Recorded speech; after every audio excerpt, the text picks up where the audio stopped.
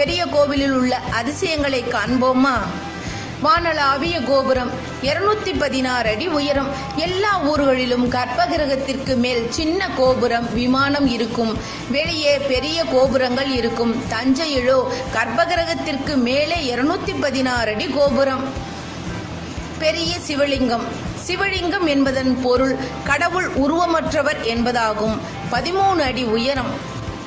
கர்ப்பகிரகத்திற்கு நேராக மிக பெரிய நந்தி சிவபெருமானின் வாகனம்.